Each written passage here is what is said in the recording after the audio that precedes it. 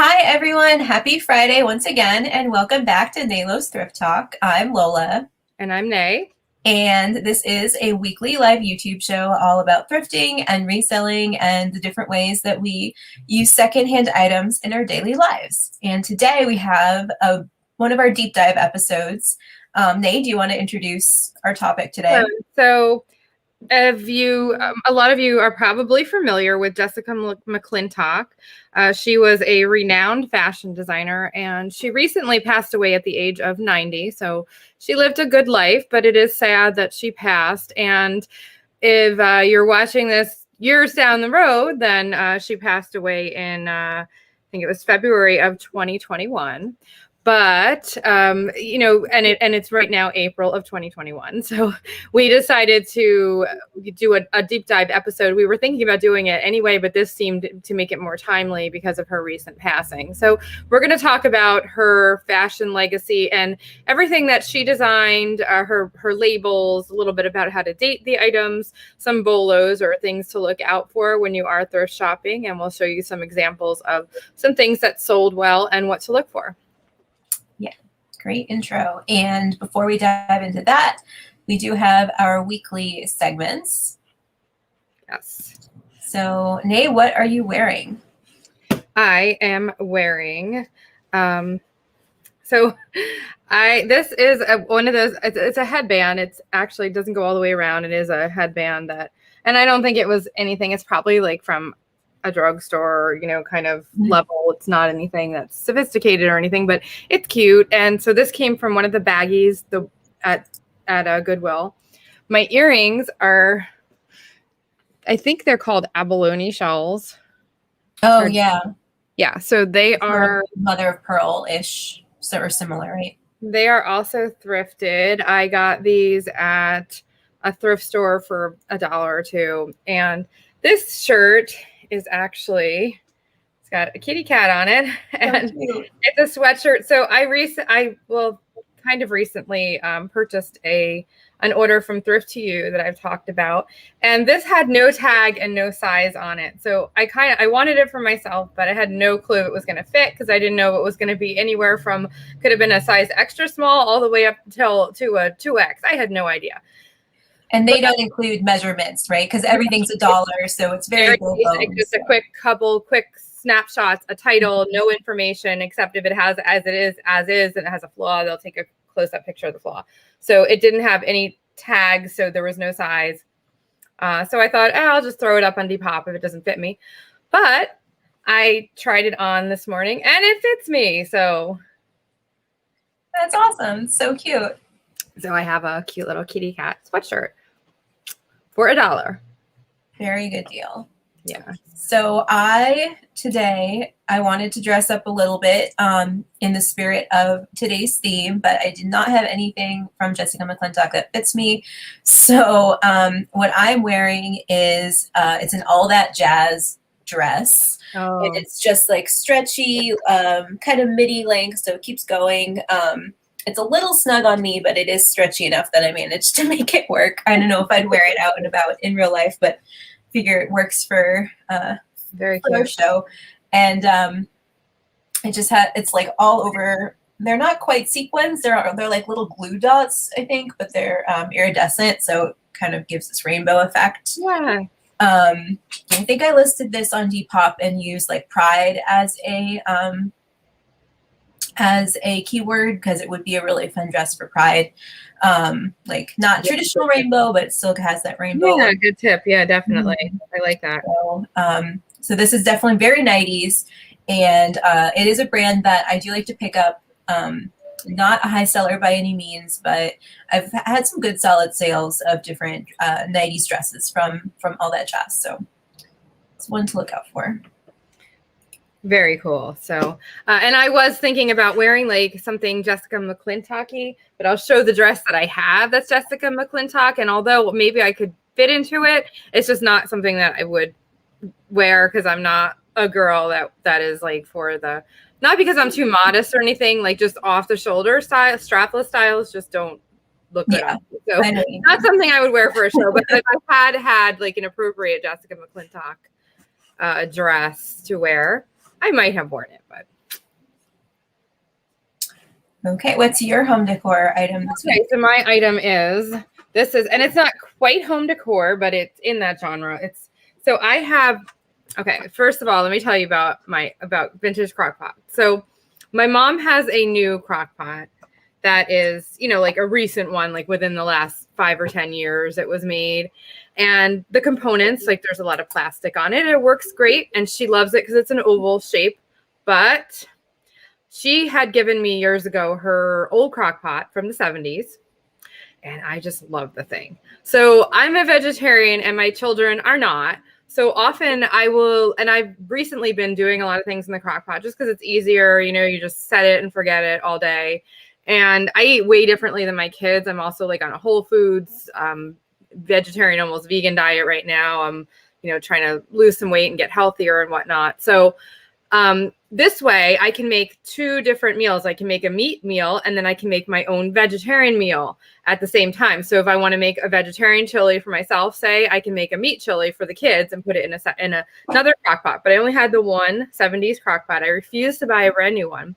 So I knew I wanted to thrift one. However, I'm still not really in-person thrifting right now. So I decided to go on Shop Goodwill and see if I could find one. And sure enough, Very I did. So I found this fantastic 70s crock pot. Now it also comes in avocado green. I snagged an orange one. It's in excellent condition.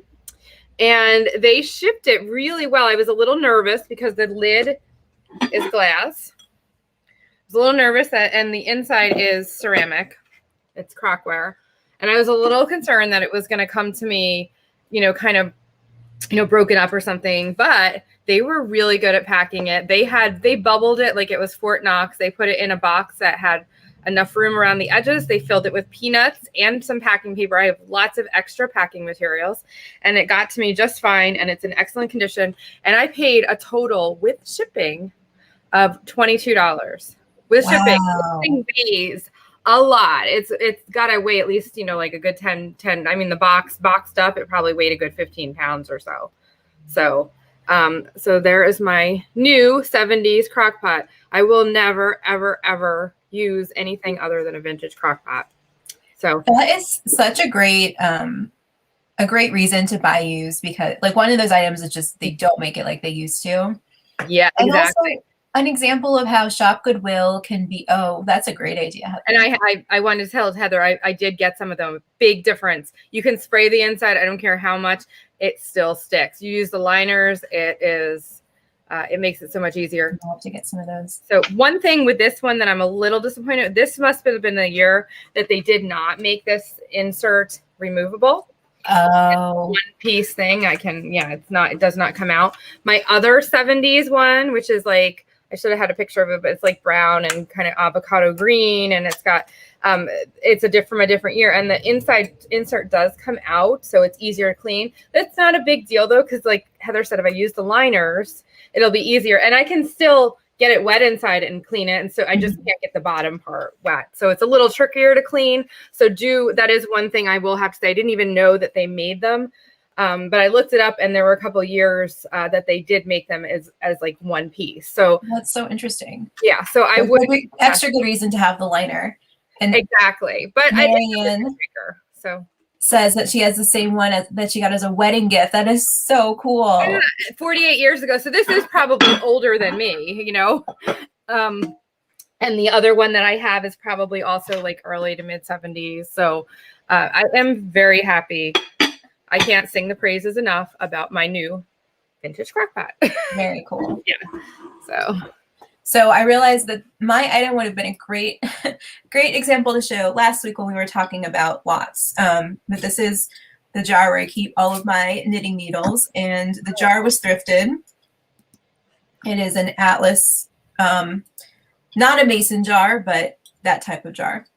And almost all of the needles were thrifted. So I picked these up over the years at different like yard sales and thrift stores. I think like I got these together at one point. I remember these were some of the very first needles that I ever bought when I was first starting to knit.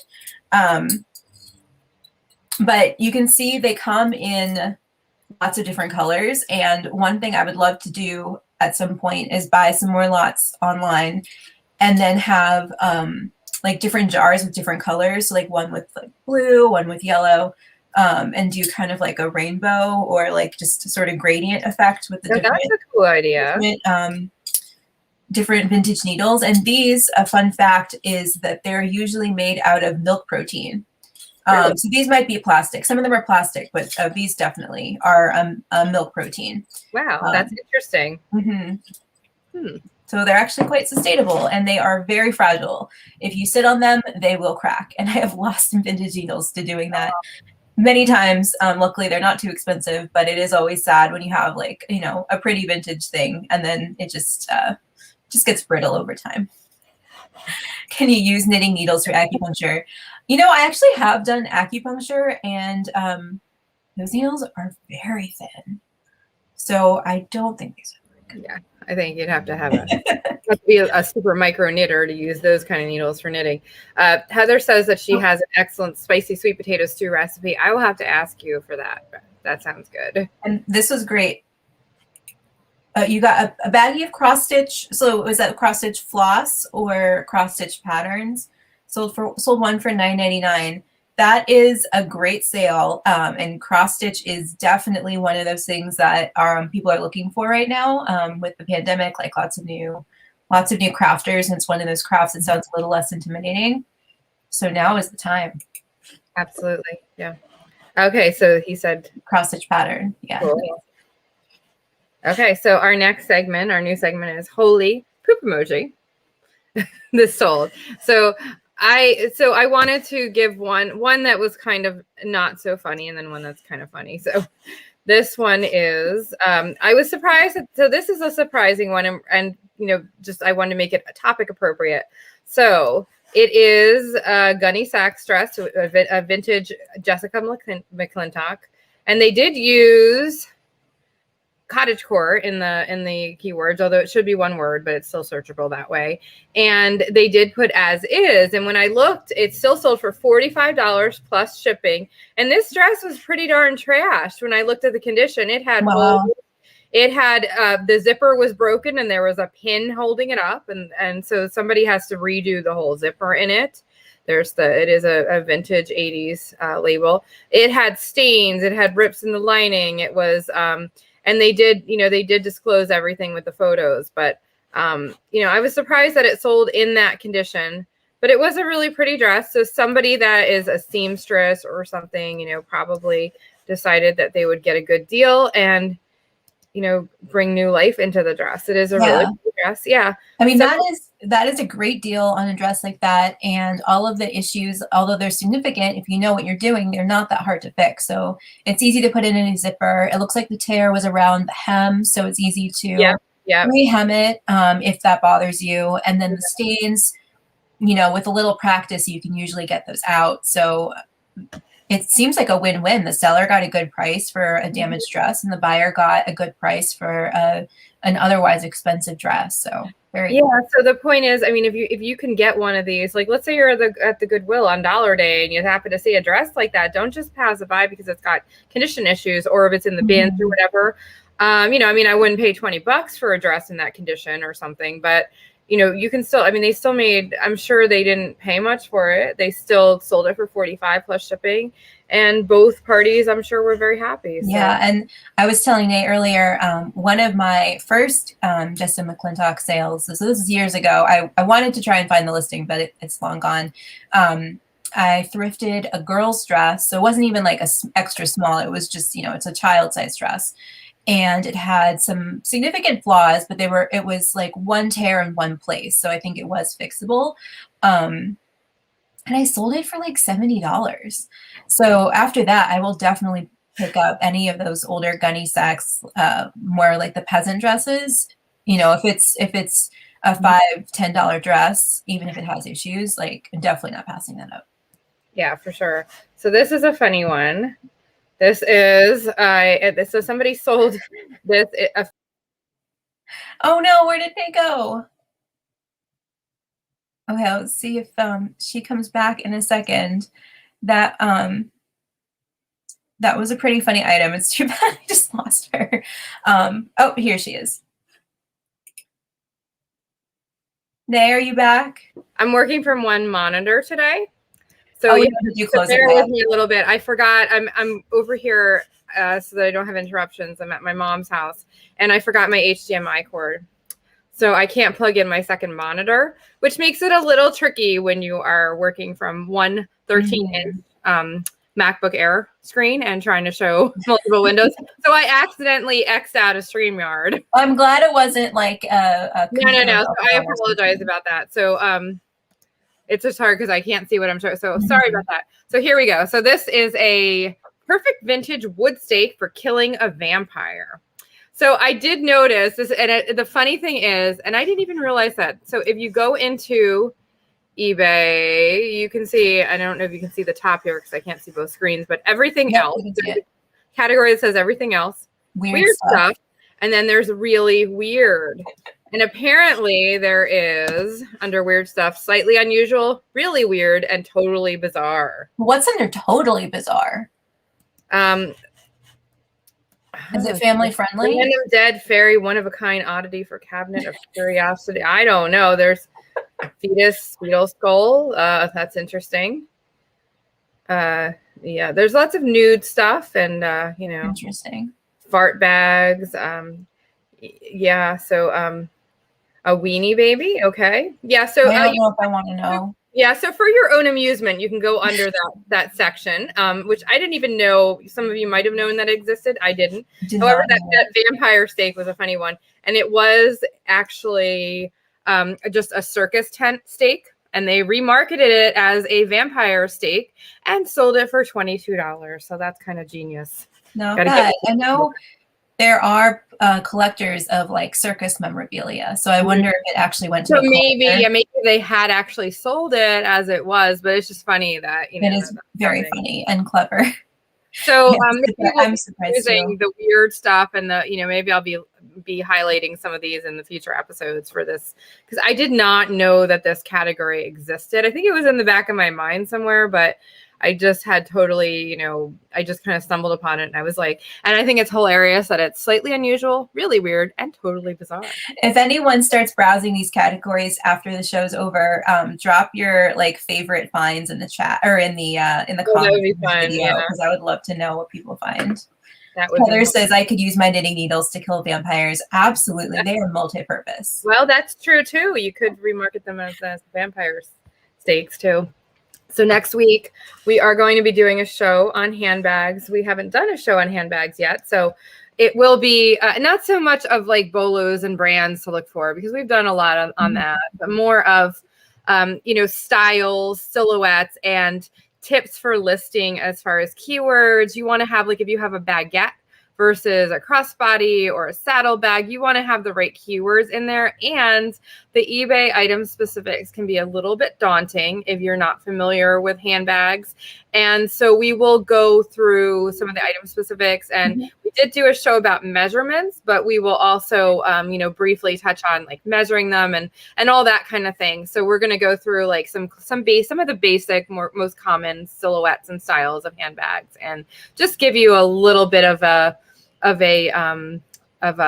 crash course in handbags. So that will be next Friday, the 23rd, 2 p.m. Eastern, 11 a.m. Pacific. And I think we're going to dive into our main topic now.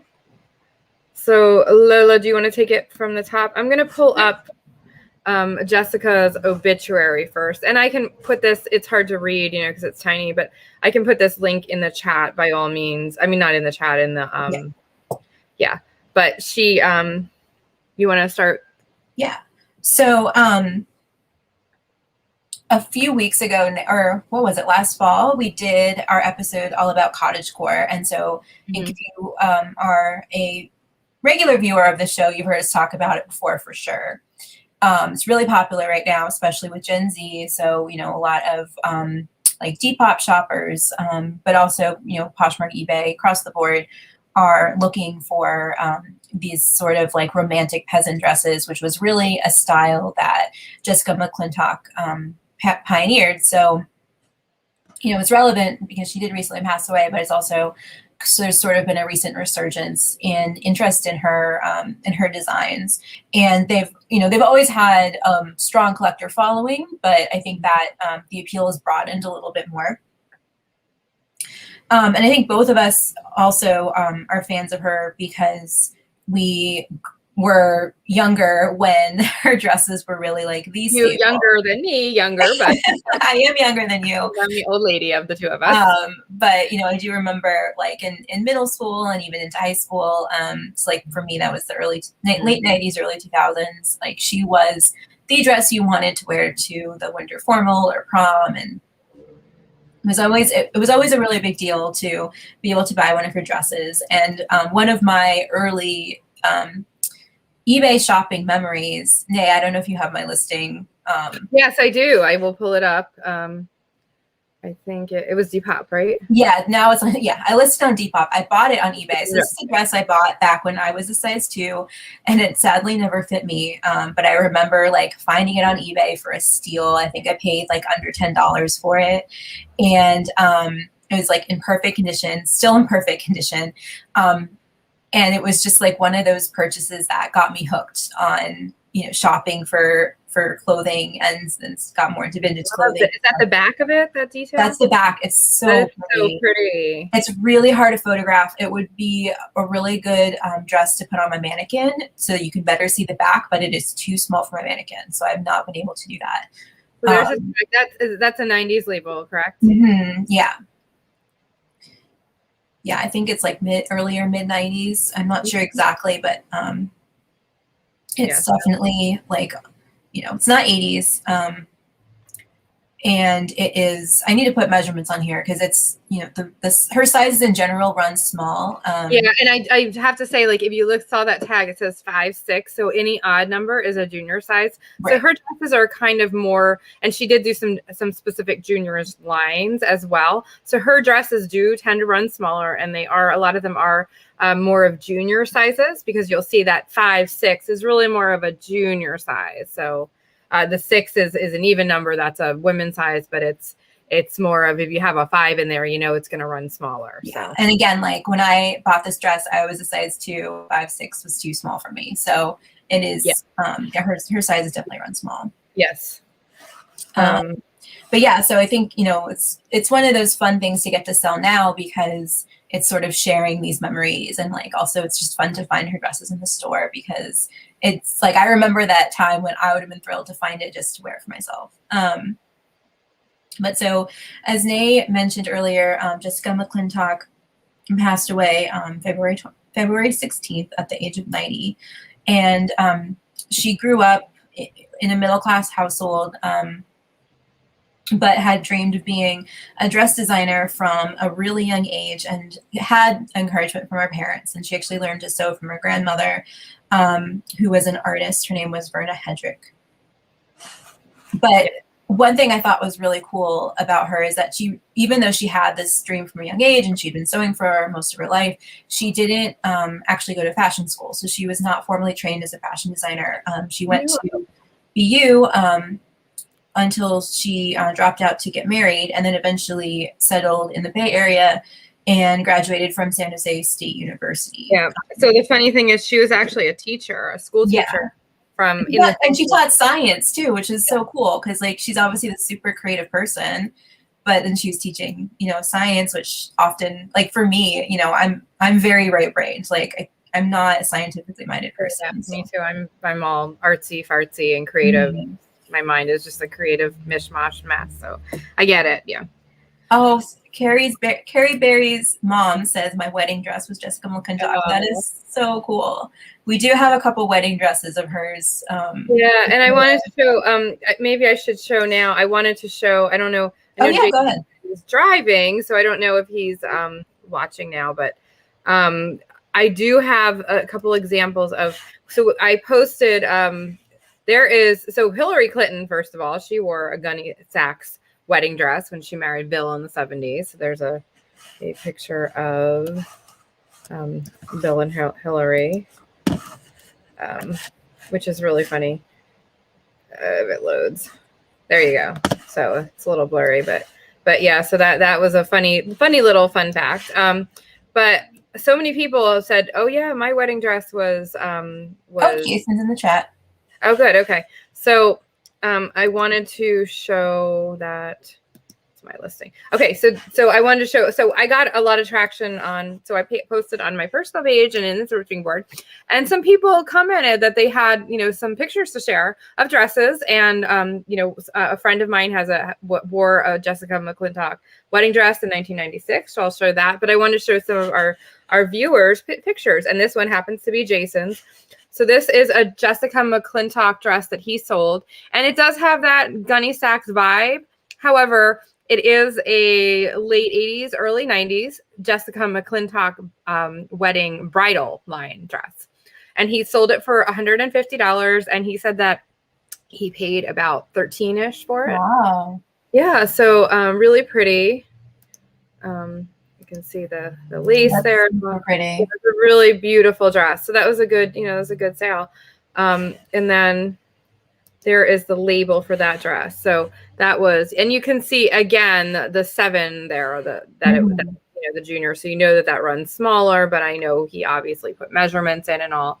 And so you can see made in USA. That's another tip off that the later dresses are made in China. They were starting to be outsourced in China in the 90s. There was a little bit of controversy among her labor practices in Asia, but she rectified that. And she made it was a factory that predominantly hired Asian workers, but it was in California. Oh, okay. I didn't know that, but I know there was a little bit of, but she rectified the issue with it. So, but she did outsource some of her stuff to China later. And so you'll see some of, but the made in USA stuff is older. This is, I checked into this label. Now this label is like on the cusp of like late 80s to early 90s. So I think that this dress is probably more 80s though. What do you think, Lola? It's very 80s, but this is a great example of sort of like you said, the blend of her earlier dresses and the very 80s like volume and lace and so and it's interesting how her lines kind of cross over. So this is one of Nicole Sellers, who is a thrifting board member, had provided some pictures. She shared some pictures. She just recently found two Jessica McClintock dresses at the thrift. And this is her daughter is modeling them. She said that her daughter is not the most thrilled at modeling for her, but I think her daughter makes a great model. And so this is one dress, and this is the tag on that one. So you can see it also is very similar to the era of Jason's. It's probably 80 as well. And then this is the other dress that she found, which is very similar. Yeah, and it looks like it's actually a burgundy velour. And you know that the same person probably donated both. And here is the tag for that one. And you'll see 13, 14. So again, that's like junior size, but a little bit bigger. Yeah, a little bit. And then this is another dress that she found also. That's another Jessica McClintock dress. I don't have the label on that, but I wanted to provide her with some comps. So this is a little bit different in the styling, but it's got that same kind of lace. And this sold for $180 on Poshmark. So that's beautiful. I think she should. I think, Nicole, if you're watching, I think that you should price them high. Now this one, somebody gave away for like $28. Do not do that. They gave this away, and it was like on on some kind of a vintage site. So, but it's a very similar. It's you can see it's got that kind of similar, but they way undersold that dress. But it does show vintage 80s. Here's another one, and this sold for $115. I think that she should go a little bit higher with those and see what happens, and maybe cross list them. And then this is my friend. This is a friend of mine, Christina, who she's one of my breast cancer friends, and she bought this dress. This is her wedding picture from 1996, and she bought this at a local the King of Prussia Mall. You'll know that. There was a Jessica McClintock store there. And she bought her wedding dress there in 1996, and she was happy to share the photos with us. So here's another one. Yeah, It really looks so nice with the bouquet too. pretty. Love it. Yeah, so really pretty. So people have a lot of, kind of sentimental, Mhm. a lot of sentimental, like, value, and, kind of like almost like, it almost like tugs at your heartstrings, because a lot of people have said, "Oh, I remember I wore a Jessica McClintock dress to the prom, or my Mhm. wedding dress was." So I loved having some of our friend and viewer photos to share. So, and then, oh, I wanted to show. This is my listing. Now, I just threw this up on Poshmark last night because I just didn't have time to list on eBay and go through the long quiz that is item specific. So, but I will cross list this eventually. And I priced it a little bit high for some of the Jessica McClintock, like the basic dresses like this. Even though you would think they would go for higher, this dress I probably won't get more than like $40 or $50 for. Maybe more like in the 40. It's always a little frustrating on Poshmark because you just kind of have to like add in that buffer I know. of price, knowing that you'll give offers and drop the price over time and stuff. So So I priced it higher, but and I'll show you. I do have it in person, but it's really pretty. It's kind of like a pewter metallic color, and this label is more like early 2000s, I believe. Yeah, and the style definitely looks like So. And you can see even from the care tag, doesn't have like that paper tag and all. It's a newer style. So I did price it at $69. And this is a size 12. And you can see that it runs small. The 36-inch bust, size 12. Yeah. I mean, this also seems like it could be bridal sizes, which are, usually quite a bit smaller than what we're usually ready to wear. So it can throw people off. It's, I think, a good thing to be very clear in your description that like the size does not match. Like if someone's browsing my size and they're looking for a size 12, they're probably not expecting a 36-inch. So. Can you bring me up on the big screen and I'll show you in person what I do have it. So here's the dress. It's just easier to show the listing too, because you can see how it falls on the mannequin. But it's really pretty. The fabric is almost like a crepe fabric. It is polyester and spandex. It does have some stretch in it, but I like the metallic.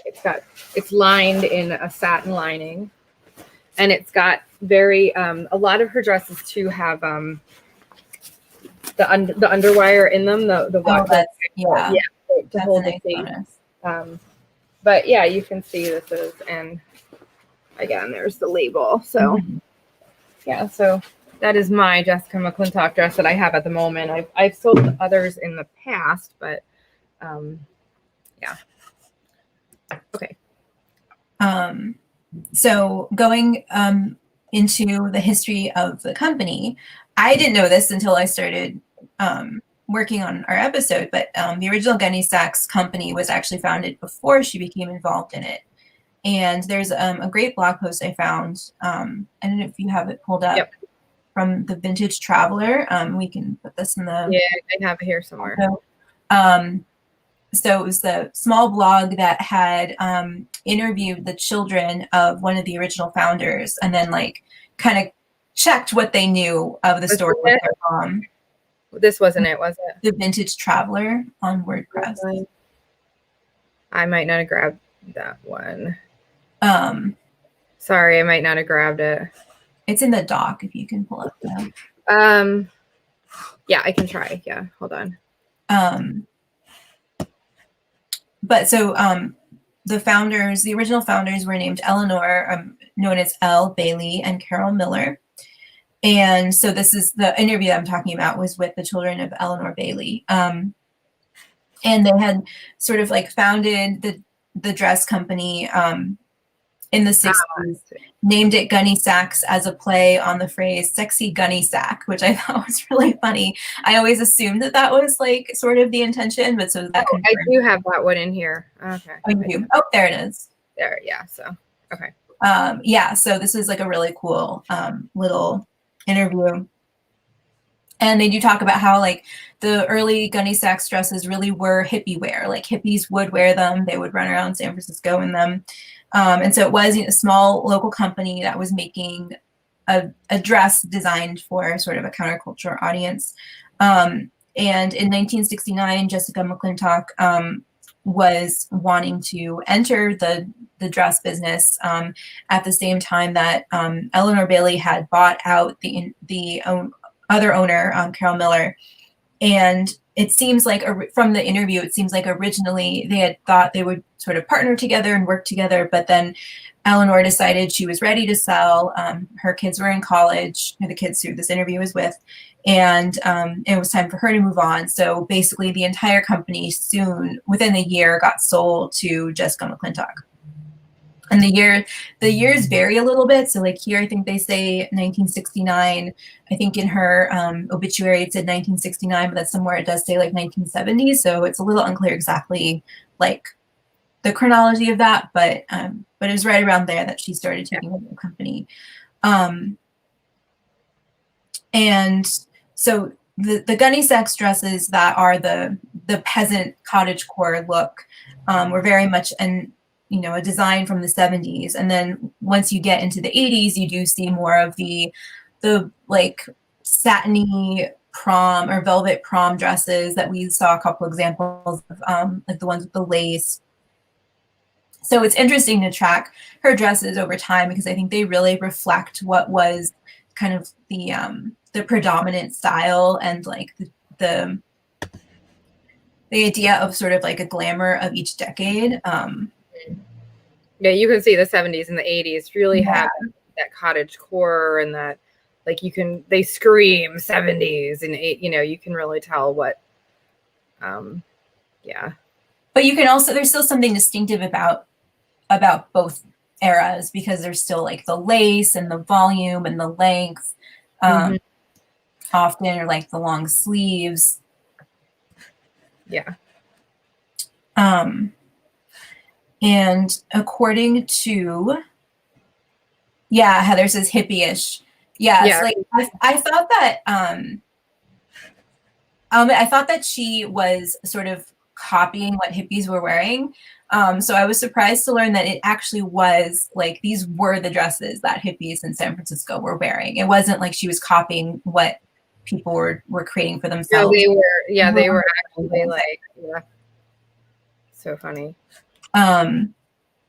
So according to the Vintage Fashion Guild, which is a resource that we talk about a lot and is great for dating pretty much any well-known vintage brand. In 1979, she introduced 2 new clothing lines. So Gunne Sax became more of a juniors label, and then McClintock became the contemporary Mrs. line. Yeah, they have a page on both. So there are 2 pages to look at. And you will notice that even though Gunne Sax is more of the brand associated with the 70s dresses, in later decades, you'll see things that say like Jessica McClintock for Gunne Sax. So the name doesn't completely go away. So there's a little bit of a blur. And it's worth checking the labels on both pages just in case. Yeah, so here's, and I don't know if you want to go through the labels right now, but while I have this up, but I'll just scroll up so that you can kind of see. Yeah. So the oldest labels with the Gunne Sax name are the black labels. The very first ones before Jessica's involvement, say Gunne Sax of California. And then later you do see, if you scroll down, 1969. So it'll say by Jessica of San Francisco or just by Jessica. So she puts her name on it pretty soon after she joins. Yeah. Yeah, there you go. So can you see that? Yeah. The green label was, so 69, early 70s, and then you'll see 69, 70s. I've never seen that label before. Yeah, definitely the one that you're about to scroll down to with this is the one that I've, the sort of long rectangle with the flourishes. This is the one that I have one monitor here. I'm sorry. I'm like I can't see what I'm showing on screen. So I'm like kind of blindly. Okay. Yeah, that's from a 70s blouse. So yeah, I've seen that. Gunne. I haven't seen Jessica's Gunnies. I haven't seen that label. I haven't seen that one in real life. I've seen photos of it, but yeah, that's the early 70s. So it looks like there were some there were quite a few labels in the 70s, but I've seen this one. This one I actually sold a dress a while ago I sold it to a buyer in Japan before the cottage core craze has really taken off.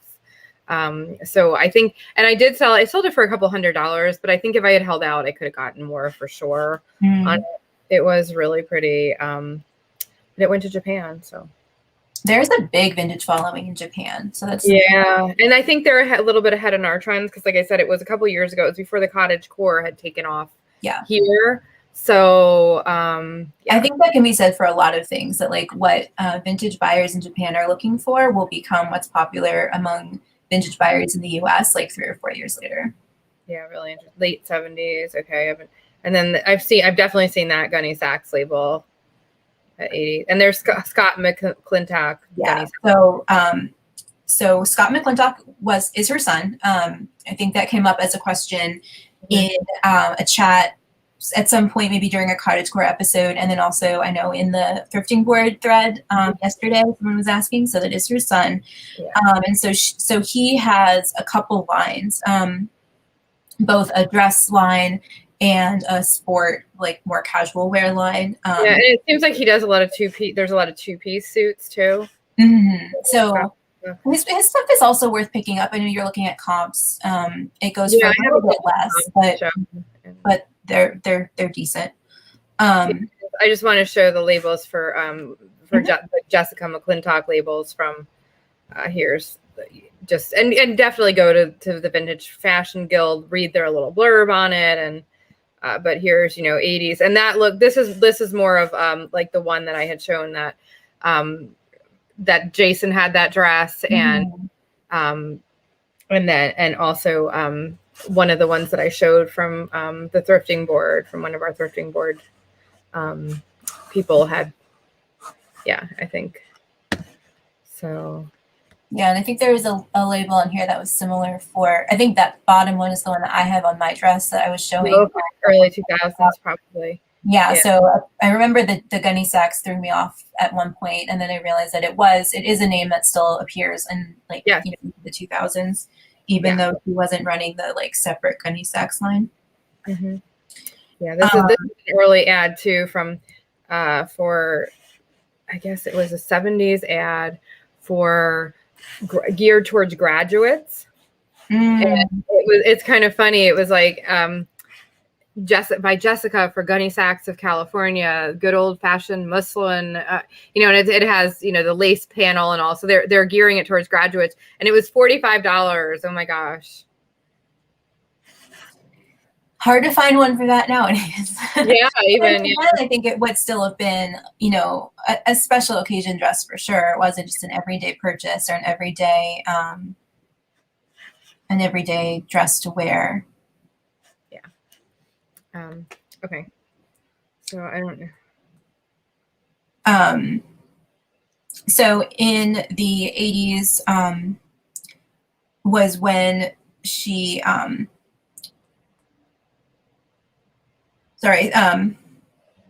she started expanding a bit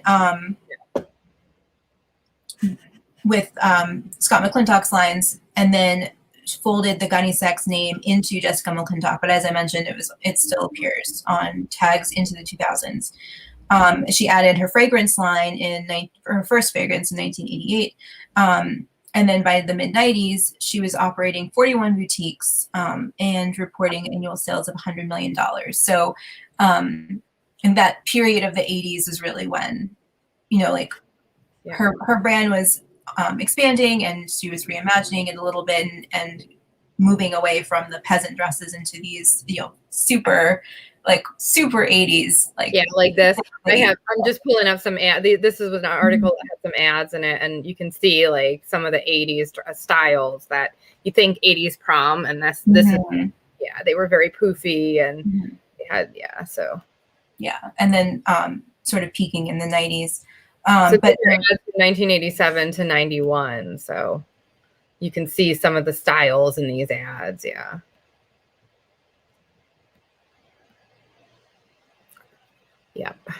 Yeah, I love the bows. I know there's some really crazy, big bows, poofy sleeves, all that. So,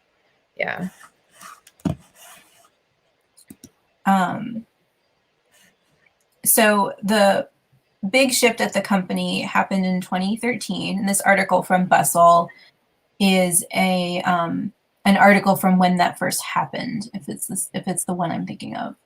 Yeah. So it's the whole title is Jessica is no longer manufacturing dresses. So she was basically outsourcing the label. What's the word? She still had the label, but she was sourcing it out. She was only licensing after this point. Thank you. So, that's what I was licensing is the word I couldn't come. So she quietly closed all of her boutiques and outlet stores. And in this article, the writer mentions how it sort of just like happened overnight, and there was no big announcement. There was no PR announcement. It just sort of happened quietly.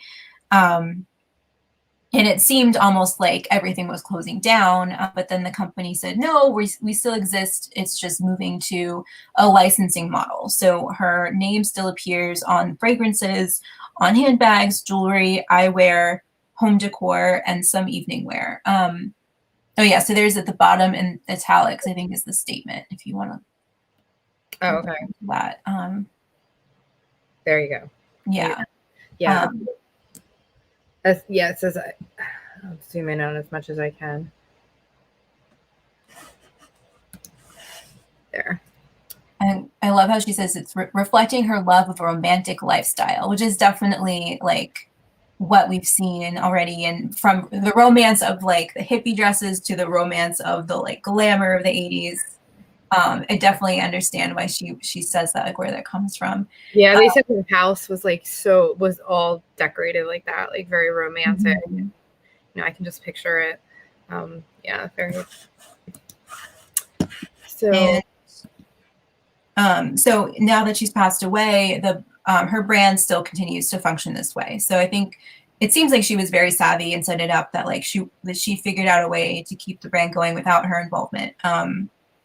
So if you do see Jessica McClintock, it's not necessarily a vintage item. They're still being made as specific types of items. So, you know, you can tell by the style pretty quickly if it's a vintage dress. But I think it can also be easy to get tricked a little bit just because it feels like it's a brand that belongs to the past, but it does still exist. Yeah, so here's the website, and you can see that there is still, you know, there's still a lot going on the website, and fashion, you know, you can see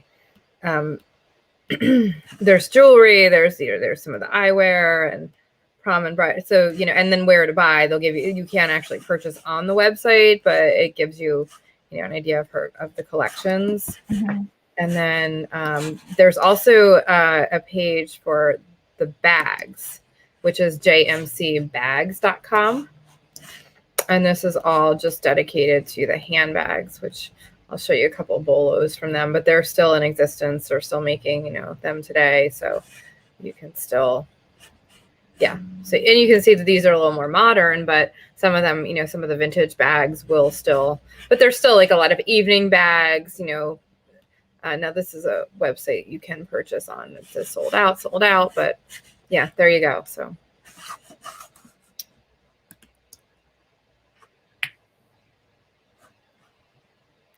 And this is just talking about how the romantic aesthetic is, you know, with cottagecore and everything. It's definitely, yeah, this is a great, so this is actually an article from several years ago. And I think they did a really good job of, they don't use the term cottagecore because it wasn't a thing yet. Or if it was very niche. But they do a really great job of explaining the appeal of it.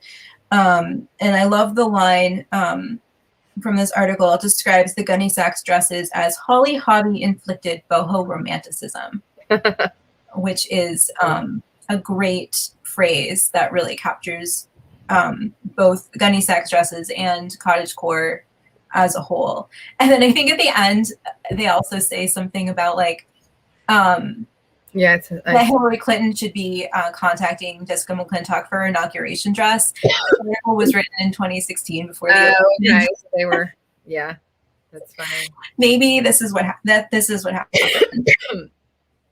article jinxed for Hillary Clinton. Oh yeah, maybe so. The form of Stevie Nicks on the prairie, lace and ruffles, and the high neck aesthetic of that McClintock might have borrowed from the Mormon fashion playbook. Really funny how they describe that. So yeah. And we can put some of these links in when we up in the on the video on YouTube. So, and then this was a Tumblr blog. I don't think it's still updated. Like it, all the posting several years old at this point.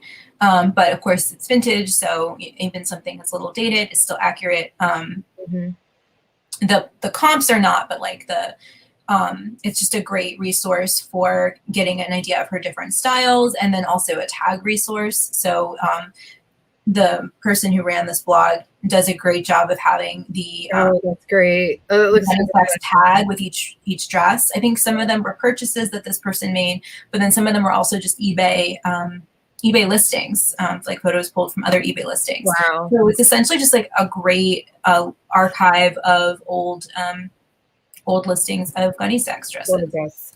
Yeah.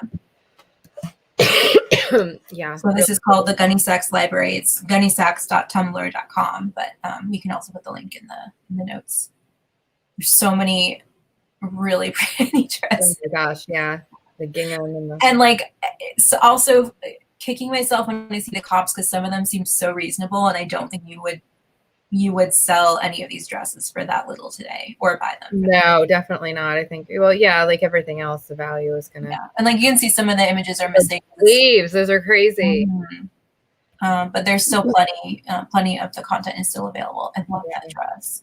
Oh, that's gorgeous. Oh my gosh. Yeah. That would be a great like COVID lounge around the house dress. Yeah. Right. Oh my gosh.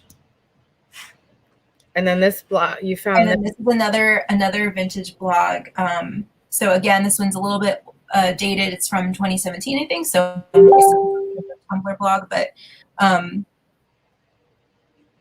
she is from this blog post. She talks about being a collector and a seller, vintage seller herself. So she has that perspective. Has lots of great photos, more tag references. Oh yeah.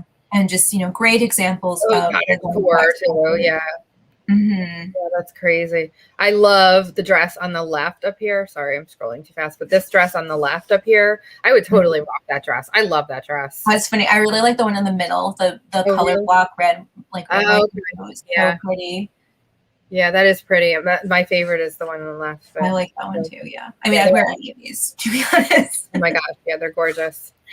Yeah. So of course, it is those older 70s Gunne Sax dresses that have the highest price tag on them.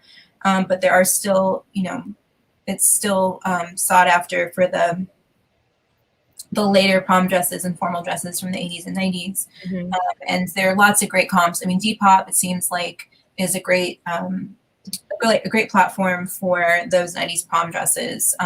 So it's harder to find great, really representative sold prices too. Yeah. But like this was a beautiful dress, decent sold, not sold for $45. So yeah. And this this is definitely, I think, early 2000s. Yeah. Or 90s. Maybe 90s. Yeah. For that label. Yeah. Yeah.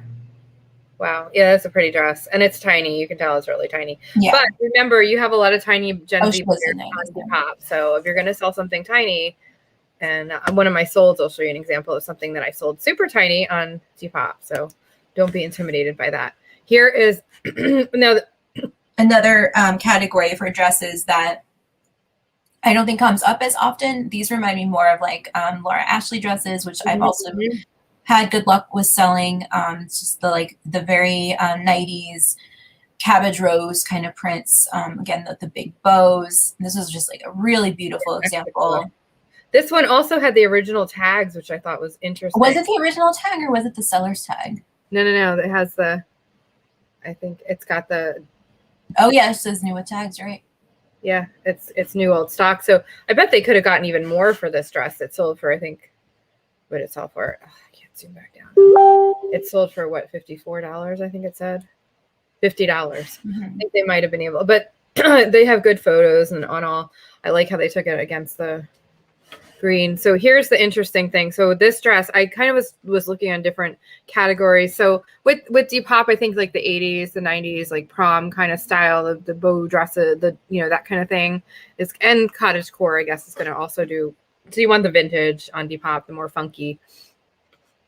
It looks like as far as like the vintage Gunne Sax dresses, they do really well on Etsy. They seem to get the best return on Etsy. Yeah. But, I would recommend cross-listing. I think the vintage Gunne Sax dresses do not do so well on Poshmark. But you can sell them on any platform. I mean, I personally like selling like some of the more modern dresses on Poshmark. I was just kind of trying to find similar dresses on different platforms. So that one sold for $50 on Depop. This one on eBay, and it's very similar, sold for $136.89. So I think it's also a larger size, so that probably helps. True. Good point. Yeah, it's very similar. Yeah. And then here's one that sold on Etsy. Also similar for $120. Yeah, so Depop dress may have just been undersold. I think they undersold it, yeah, but just gives you an idea. So, price, have good photos, obviously, and price, ask, don't underprice, because Etsy has a lot of great vintage. Mm-hmm. Mercari, this is one that you found on Mercari. Yeah, so I was trying to find some of the like higher end sales on Mercari, and I was surprised to see that the prices still hold fairly well, and some of them really could have had better photos. Like this one sold for $225, even though this person's house looks lovely, but the background is a little bit cluttered. Yeah. You can tell we probably would get along. They have some really pretty antiques. Yeah, I like that sewing machine there. Yeah. But so this may have been, better with a blank background, or, taking photos outside is really popular right now. Wow. This one, the photos were really hard to tell the details on it, especially. Yeah, and then they could have done much better with the photos, because they were too close up. Like I kind of want this, like, you can't really see the whole dress very easily. It's kind of, yeah. But still $80 for this was a pretty decent sale. But yeah, better photos would probably have gotten them even more. This is another one that you found on 70s. Like right on the ground. Oh my gosh, look at the old brown carpet there. Yeah, for like a 1970s Gunne Sax dress, I would probably recruit someone to model it or put it on my mannequin. If I couldn't do that, definitely get it up off the floor. And you can see that in the 70s, the tags were just junior sizes for the Gunne Sax. You can see that that's a 9, and I saw another one like the odd numbers are always junior sizes, so you can always tell from that. Okay, there's that one, and then so you can see that if you ask the high price for I'm not saying like for the dress that I have, but for some of the vintage 70s prairie, if you use the right keywords. And this was another one that was as is. It obviously had some condition issues. It sold for $410.90. And they did this on auction, which was surprising because there were 38. Oh, that's interesting. Yeah, so that's surprising. Yeah, they have good photos. I mean, as far as, they show. Yeah, and like that one example on the floor is actually nice because you can see the width of how full the skirt is. Yeah, exactly. So I understand why they did it that way. But definitely not your primary photo. Yeah. And then here is, that's pretty. So this went for $450 on Etsy. So yeah, a lot of these vintage dresses do really well on Etsy. And I like how they took the background on, just an outdoor kind of wooded background. So, and then this one, I don't know what the best offer accepted was. They had it up for $800. But even 50% of that, which I can't imagine is what they got, is pretty high. Yeah. So this is another one, again, best offer. I'm not sure what the offer was, but they were selling it for $499. I like how they it's not the best photo there, but I do like how they kind of pulled out the skirt to show. It's interesting to see the different ways people show the full skirt. So this one, they did use romantic, cottagecore, boho, hippie. I think they probably could have used some more like I want to know. Well, they don't have the size and the title and whatnot, but you know, they used a lot of those kind of keywords, and wedding would have been a good one, I think. But $375, you know, that was, and I can totally see somebody buying this for a wedding dress. This is hippie. That's so 70s. That's crazy. Mm-hmm. So pretty, so pretty. And that sold for $250. This is a more modern bridal dress, and I wanted to show, you know, some of the more modern dresses, and this sold for $199.99. Now, if I was selling, with formal dresses, I was going to say I will sell a lot of my formal dresses. If you sell them on eBay, especially with a wedding dress, expect it to get returned at least once. Lola's talked about this. My rule of thumb, yeah. Yeah. Poshmark, you do have a lesser chance of a return. Of course, they can say there's something wrong with it, or, you know, and they can, but you can't return on Poshmark just for size. And I think, or just because you have buyer's remorse. So I think a lot of Poshmark buyers are more, they realize that, and they're gonna, you know, the sale's gonna stick. So I do like to sell my formal dresses on Poshmark for that reason. This is a 3-piece, which was Heather has a great tip. Something occurred to me. If you're looking at the solds from highest to lowest, you can figure out what the best offer was. Yeah. So they do rank them based on what the actual final sale price was, and not the listed price for those, I guess. Okay, that's interesting. I thought of that before. Yeah, that's very logical, and I hadn't thought of that either. So that's a good. Yeah, so this is interesting. That was a 3-piece. This is straight up 80s. So Minnie Mouse a little bit. With tags though, which means it would have been new old stock, I would assume. Mm-hmm. I think they probably should have, you know, put those vintage. There is technically a slight difference between new old stock and new with tags. So new old stock would have been an item that was never purchased by a consumer, and then new with tags would be an item that was purchased by a consumer but just never worn, or the tags were never removed. I think most people, though, when they think of new old stock, they think of like vintage with the tags still. Yeah, but I mean, I would use those terms correctly. Like I think new with tags is probably more accurate. Here, I just wanted to show, if you search Etsy, just do this on any site. You can do it on Depop. You can do it on, you know, especially the sites, you know, that have like Depop and Etsy, where you can see, you know, you get these nice pages of, you can get kind of an idea of what's selling and for what, and, you know, so look at, this is great. This is so 80s. Gosh, I love it. Yeah.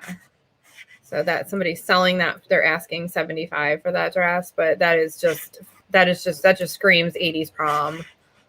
So Heather asks if we think that people wear and return dresses. I'm sure it happens sometimes. Oh, yeah, sure. I know I have one sale in particular I remember I was really frustrated with, because I am pretty sure that's what happened. And then they like got a stain on it, and then they were like, oh, it's actually stained. Can I return it? And so I just took the return, because I knew I wasn't going to be like, I didn't want to fight with eBay about that. It just wasn't going to go well for me. But for the most part, I feel like when I've gotten returns, the returns came really fast. So there was not that much time for them to have worn it and then returned it. It would have had to be like within a day. Yeah, I think so. And they come back in fine condition. So I mean, with that one exception, I really haven't had any. Yeah, you always have a couple, you know, bad apple here and there, but for the most part, I think buyers are good. I just wanted to show an example of, you know, the home line, that this one, now they're asking, this is not a sold on Etsy, but they're asking $36.75 for this. And here is what the bottom looks like: Westbury Court by Jessica McClintock. So, you know, so if you find any of this in the mishmash or home goods section of the thrift store, you can always. And this is a great cottagecore item. Oh yeah, exactly. So, and I can see why they put that on. I did not put cottagecore in there, but I can see why they put that on Etsy. That's, yeah. So, you know, This is, what was this? Okay, $4.95. So they have a lot of interesting keywords in there. So Renaissance Fair, which is a good one too. Yeah. Yep. I think those will be big this year too because they're outdoors. And they were canceled last year for the most part. You can see again, this is a junior size. It's a size 7, and I can guarantee that it fits more like a modern day size 2 or 4 probably. And then here is an example of her fragrance line. So this is a vintage one. They're asking $36 for it, and I would assume that they would sell it for that. But there's Jessica McClintock. So if you find that, you find some of her fragrances, they can always sell to it. I want to talk about sewing patterns a little bit. So now there's the bridal dresses, the girl, there's, just the regular Jessica McClintock. The Gunne Sax patterns are really what you're looking for. Some people underprice them though. I think the kids' dresses don't do quite as well as the adult dresses, but they can do really well. I have a listing. I can find it. I think this is mine. Okay, so this is my list. Oh no, that's not my listing. This is my listing. So this is my listing. So this pattern I found at the thrift store was like in a bag of patterns, and somebody actually like wax laminated some of the pieces. It is totally good. It was in a Ziploc baggie in with the other patterns that were like loose. Some were cut, some were not cut. And this pattern was in, I mean, the envelope is ripped. It's got lots of wear. It's been used and abused. Look at that. I mean, it's totally cut. All the pieces are there. I did count them. The instructions are there. Everything's there. It was only one size, so it doesn't matter so much that it's cut, I believe. Yeah. Yeah. So yeah, it was a size 8, so it doesn't matter. But I'm asking $34.99. I have had some interest in it. I have had, I did get like a lowball offer for like $10 or something, which, but I have had, people interested in the pattern. And I think, I mean, I don't think it'll necessarily sell for 35, but I'm hoping to get between, 20 and 30 at least for it. So. Yeah, I think you have a price right. And the funny thing about it being laminated is that even though it's been used, that also could be of interest to someone who's planning to use it, because you really don't want to damage a pattern that's this rare and this valuable. Yeah. So I think most people who get this would end up tracing the pattern anyway. So the lamination would actually make it easier, or you could just use it laminated and start more durable. Yep. So, on the patterns, so this is just a Jessica McClintock, a more modern one. And this is $15.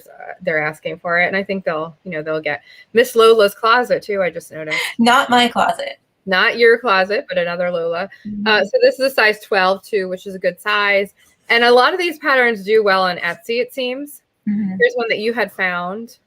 Yeah. So the funny thing was I found this one. I had seen it sold on Mercari that was only like $9. And then I was like, I feel like they've really undersold that. And I just did a quick check on eBay, and sure enough, they probably could have gotten at least 20 for it. So yeah, and that I didn't grab that $9 pattern myself. Yeah, because that's a little room for. So look for that, and also you never know. They're in the bags. You find patterns. There's a christening outfit for a baby. This pattern they're asking for $11.95, and I bet they'll get at least $10 for that pattern. So yeah, so definitely look for the patterns. And even like the patterns will also give you an idea of some of the styles too. So you can browse through them. Here's a jewelry. These sold on Poshmark for $42. So the Jessica McClintock jewelry can do well. I love this. This is so 80s, the vintage 80s clutch. I would so rock that at a wedding or something. And it went for $21 on Poshmark. So some of the evening bags can do well. This is really pretty. This one went for $55 on Poshmark. You can see the label there. I think that's probably maybe 90s or early 2000s. Yeah. So, yeah. Yeah, that's really pretty. That would be a really nice pretty for prom or carry. Well, maybe not carry to a wedding because it's white, but true. Yeah. And then I just here's an example. So some of the home decor items do well on Poshmark. And here's some of the, if you just do a search, here's some of the items. They have soap dishes and washcloths and towels and bedding, sheet sets. This sold for $25. They don't sell, a lot of it doesn't sell for a whole lot, but I bet if you market it right, like that creamer set that was on Etsy, and you put it on the right platform, and you have some of those pieces, I bet will do well. But here's a towel set that sold for $45, a placemat set that sold for $22, so not bad. And then this is one of the bolos on the fragrances. This is the Jess Eau de Parfum. This one was not completely. I guess it was completely full. It looks like it says new without box. It does say new without box. So, but it sold for $89.95. So, yeah. And then, but still not brand new, because if it was brand new, it would have been in the original box. Exactly. And then this as well. This was just the Silk Ribbons by Jessica McClintock. It seems to do well too. That's another one to bolo for, and that sold for $84. So you never know what you're going to find at an estate sale or a thrift store. And then this is just an example of Scott McClintock. So you can see very much echoes his mom's designs, but that's a little bit older. Like this would be like a Mother of the Bride dress or something, maybe. For sure, yeah. So that sold for $69.99, and I guess that's all I have for the. I did want to show this. So one other place that you can. I think Heather was sending me. Oh, is it the recipe, Heather? She's sending me the recipe. Okay, sorry about that. Okay, thank you, Heather. So here is this is a Gunne Sax buy, sell, and trade group. I did request to join. They haven't approved my membership yet. I was hoping to get in before the show so that I could, but there are 3.4K members, and I can guarantee that if you have a specific question or you want to identify something, that this would be a group that can help. But this might be a place that you can sell to collectors. And then the same thing this is a sister group that they have. Sorry. This is Gunne Sax Gallery. So this has 507 members, so a little tighter. It's not a buy and sell group, but this might be a good one for identifying. So there are specific Gunne Sax groups on Facebook as well. So might be a place. Always worth on Facebook looking for those collectors and like buy, sell, trade groups, because there's one for every niche, brand interest or style interest. And it's always nice to connect with people. It's a great place to learn, and you can sell sometimes with less fees. So yes, exactly. So so is there anything that you wanted to add, Lola? No, I think we went over everything. Yeah, that's it. Yep, we went over everything in my doc. Sorry, just checking. But if anyone's like a question or something or anything, if you wanted something clarified, we can go back to it. If you just want to drop it in the chat, or if you're watching this, after we're doing it live, obviously you can feel free to leave a comment, and we can hopefully respond. For sure. Okay. I should have done that before. I had the window like really narrow, and I didn't realize it because I can't. It's so hard without my second monitor. But anyway, so thrifting breaking news. We do have some today. So Lola and I both encountered this week. That any of you are on Depop, you might have gotten it too. So they did a Who You Are survey. You want to talk about that? Yeah, I thought it was just really well done. It asks questions about like your demographic identity and different minority statuses, so sexual orientation and race. If you are a seller with a disability, which I really appreciated. So I think it's just a sign that Depop seems like they're kind of tuned into their seller base. Like I was sending Nay the slide where it asks for your age, and the age categories are like, I think it's like, like 15 to 18, and then like 18 to 25, and then there's like just 35 plus. So yeah, and Lola was like, she's like, oh, I feel so old. I'm like, hey, I got 10 years on you. So, yeah, but I narrowly made it into the not 35 plus. I'm like a month. I had to check that 35 plus box. But also just, I think if you browse Depop, a lot of times you'll see people saying like they're, a queer seller in the LGBT community, or they're a minority, different kinds of minorities. So people do on Depop seem to appreciate being able to support those sellers. Like they're trying to highlight some of the sellers like from different ethnic backgrounds or disabilities or LGBTQ community. So they're trying to for they make contact to ask whether you would like to feature on our brand and marketing channels, including so it looks like they're looking to highlight some of the sellers, which is really nice. So I mean, Lola, maybe you'll be I fall into you as an LGBT all of these categories. So. Yeah, you are in a lot of the I'm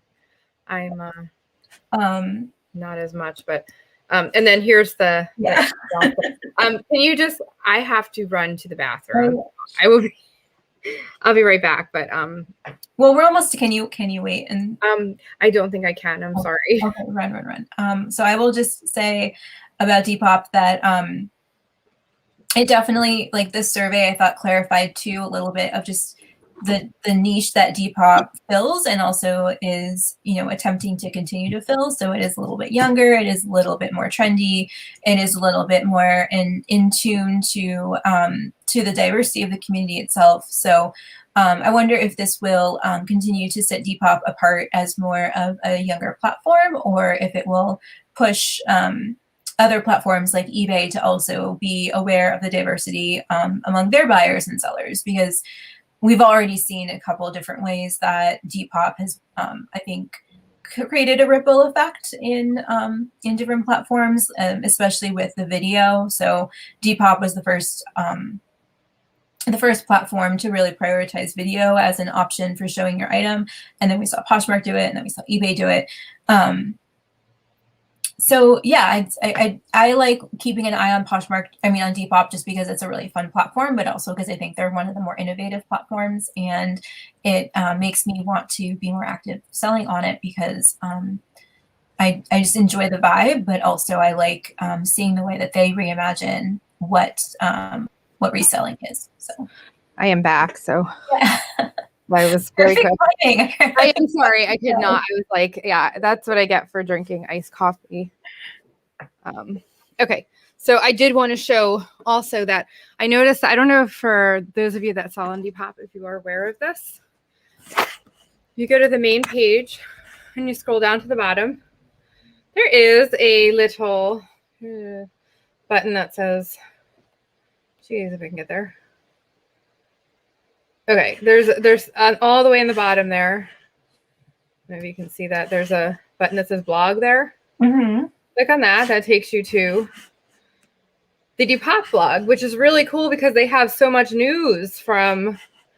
So like here on, for example, seller handbook guide. There's so much Vans and Depop. Like they have their own viewpoints from Depop's LGBTQIA plus community. But it's also like, if you scroll down, the latest. So Adidas Originals, they have their own collabs, which is really interesting. So if you read that, they teamed up with Adidas Originals to give 40 Depop sellers the opportunity to make their unique mark on a pair of Stan Smith Prime Green shoes, with proceeds going to a charity of each seller's choice. Very cool. So there's stuff like that on there, and so if you want to know what's going on Depop, pay attention to this blog. And they have like nice guides and whatnot too. So yeah, so I thought that was pretty cool. And our market report. So I did sell. So this is from last week's show from our. Such good timing. It went so. I know. So I looked at these like for the show. I finally got around to listing them, and I sold them. So I sold them in the past week. So this is for our lot show. These were empty wooden spools, and I showed this listing last week. And I sold it this week for the full asking price of $34.99 plus shipping. So how did you ship these? they went to California. I weighed it. It was 5 pounds, and I had the weight in there and everything, and it calculated to California. She did pay the full shipping. I ended up putting them in a medium flat rate box. It ended up working out a little cheaper that way. So, but if it had not gone to California, if it gone local, I wouldn't have used medium flat rate. I would have, So. And then this was from our haul, our women's, when Jason and I did the haul for the women's vintage blue box. This is the first item that sold of all of them, and it sold on Depop, which isn't surprising. It was vintage 80s. It had no label, no tag. It did have a couple of spots on it, which I disclosed. It was so super ridiculously tiny. It was definitely like an extra small. And you can see from the 30-inch, it had a 30-inch. Wow, it's tiny. Yeah, 30-inch bust, 14 inches shoulder, and it was only 13-inch length. So 30-inch bust, and someone bought it, and I did sell it for $20. I did have one thing I wanted to say, and this was no big deal. This is a really good tip, though. But when you're listing on Depop, especially on mobile, it's because you have to scroll. They have defaulted everything to free shipping. Sometime in the recent times, at some point, they defaulted everything. So you have to actually go in and manually uncheck the free shipping. And if you forget to do that, your item will sell with free shipping, even if you don't want it to. So this was one of those items that I had forgotten to uncheck the box. And so it did sell with free shipping, which really was fine. It didn't cost much to ship, but in the future, you go through your listings and make sure. Also, some of my old listings, when they made this change, they got defaulted. They got switched over to free shipping. And I noticed this because I've sold a few other things that I was surprised. I was like, wait a minute, how did that? And then I realized that it had free shipping on it. So just do pay attention to your Depop listings. And then these I sold. These were from a Goodwill blue box. And these sold for $65 plus shipping. So another good sale from Blue Box. And then this I just sold yesterday. And there's the brand, Manuhileli. Very cool. The funny thing about this, so I actually won an auction for a lot of, sometime during the last year when the pandemic was happening, I won an auction for a lot of Hawaiian. There were shirts and dresses in there from Goodwill, Hawaii.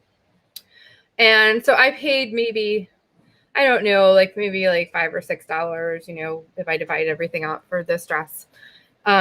It's funny enough, going back to Hawaii, the buyer is in Hawaii. So no way. Going from Hawaii That's so cool to New Jersey, and it's going back to Hawaii. So yeah, really funny. I did accept the best offer of $30. I hit Jason up last night. I said, should I take that offer? Because I had it up for 40 or I guess 50 I had it up for.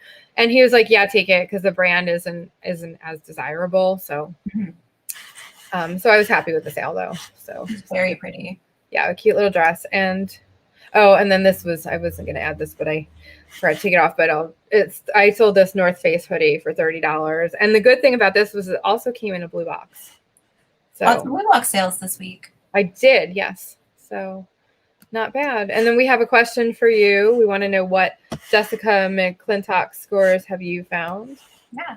Or if you're like us and you remember wearing her dresses when we were in high school for prom or something, or if you had a wedding dress, just so much fun to hear all those stories. So please feel free to share those also in the comments.